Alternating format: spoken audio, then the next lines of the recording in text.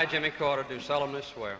Jimmy Carter ka kalikandi don janvier kalo tile mugan san ba kelen kɛmɛ kɔnɔntɔn ani bi wolowula ani wolowula la a ye layidu ta États-Unis jamanadenw ye k'a ka marabagajɛkulu bɛ ɲa i n'a fɔ jamanadenw. There can be no nobler baara si tɛ se ka kɛ Ameriki fasodenw ye min ka bon kosɛbɛ ka tɛmɛ i ka daminɛkura baaraw la ka kɛ tilennenya ani bɛn kɔnɔ. a just and peaceful world. Jimmy Carter n'a ye sarati kelen kɛ États-Unis ɲɛmaya la o kɔfɛ a taara ni a ka dɛmɛ baaraw ye fasodenw ye. Wa jɔnjɔn min tɔgɔ prix Nobel de la paix a y'o sɔrɔ a ka baarada de kosɔn n'a y'a sigi sen kan n'a tɔgɔ Centre Carter. A ko baarada in bɛ hɛrɛ ani bɛn natili de kama diɲɛ kɔnɔ ani ka mɔgɔw jigiw tugu minnu bɛ gɛlɛyaw kɔnɔ. Jimmy Carter bangena Plaine, Georgie mara kɔnɔ san 1924 la. A y'a ka kalan kunkɔrɔta sɛbɛn sɔrɔ n'an ko diplôme kɔgɔjidan sɔrdasiya kalan de la san 1946 la. États-Unis kalanso min tɔgɔ Académie Navale. A ye baara kɛ o siratigɛ la yan'a ka segi ka na Plaine a wolodugu la san 1953 ka sinsin sokɔnɔbaaraw la a fakɛ bannen kɔfɛ. O kɔfɛ Carter donna politiki la san 1960 la tuma min fasodenw tun bɛ k'u ka hakɛw lafasa wulikajɔ dɔ senfɛ. Wa a ye sarati fila kɛ wasadenya la Georgie yan'a ka kɛ mara ɲɛmɔgɔ ye san 1971 na. I say to you quite frankly that the time for racial discrimination is over.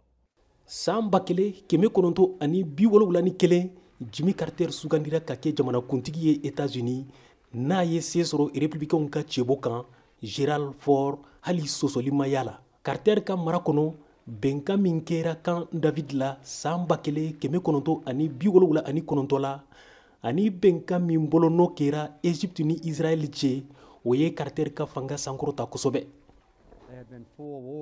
Tuma min ne kɛra jamanakuntigi ye kɛlɛba 4 de kɛra arabu ni Israël cɛ san 25 kɔnɔ. O waati la Égypte tun bɛ jɛkulu dɔ ɲɛmaya la Union soviétique tun bɛ ka dɛmɛ. A kelen pe de tun ye jamana ye min tun bɛ se ka Israël kɛlɛ bawo a sɔrdasiw b'a bolo. Israel militarily. Carter ye bɛnkan dɔ boloda min b'a to kɔlɔsiliw bɛ se ka kɛ Canal de Panama kɔgɔji sira fɛ Panama jamana la. A ye bɛnkanw kɛ fana États-Unis ni Chine jamana cɛ. Nka wulikajɔ min kɛra Iran jamana na o tun bɛna yɛlɛmaw don Carter ka mara kɔnɔ bawo diinɛ ɲɛmɔgɔ minnu tɔgɔ chiite u ye wulikajɔw kɛ ka Shah ka fanga dafiri Iran ni États-Unis tun bɛ ka dɛmɛ. O waati la Shah bolila ka bɔ Iran. Mɔgɔw bayirikaw de ye wulikajɔw kɛ États-Unis lasigidenso da la Téhéran Iran faba la. O senfɛ mɔgɔ 66 minɛna États-Unis jamanadenw na. Novembre kalo laban minnu minɛna mɔgɔ 13 bilara. San 1980 Jimmy Carter ye sɔrdasiw bila ka taa walasa minnu minɛna Iran u ka bila jagoya la. Nka sɔrdasi minnu taara u dɛsɛra Ameriki sɔrdasi 8 nin tora la. O kɔfɛ gɛlɛyaw nana Jimmy Carter ka fanga kɔnɔ sɔrɔko siratigɛ la baarako gɛlɛya bɛ fasodenw kan. O kosɔn san 1980 républicains ka cɛbɔ Ronald Reagan ye se sɔrɔ a kan jamanakuntigi kalata la.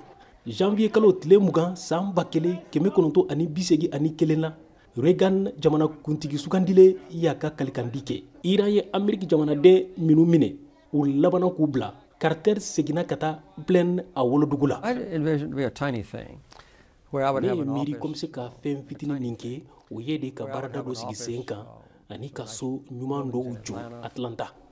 A ka baarada in bonyana kosɛbɛ n'o ye Centre Carter ye.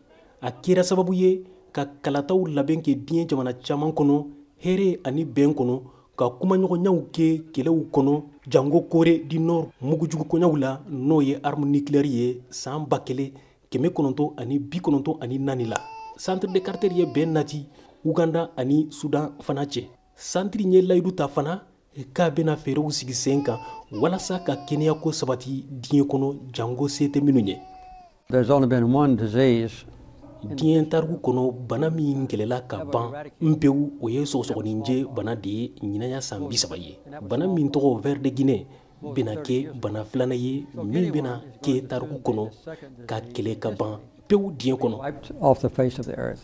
Carter ka dɛmɛ kosɔn ka ɲasi hadamadenw ma o y'a to a taara Oslo, Norvège jamana na san 2002 la ni prix Nobel jɔnjɔn dira ma yen. When I won the Nobel Peace Prize for it, Ne ye prix Nobel jɔnjɔn sɔrɔ Centre Carter ka baaraw de kosɔn. Sisan n wasara bawo n bena tiɲɛ to min be hɛrɛ ani hadamadenw hakɛw sinsin. Carter ye baara kɛ fo san 90 la kunsɛmɛ kansɛri bana tun b'a la san 2015 la nga a ka bana in kosɔn a tora plaine a wolodugu la ni san labanw na.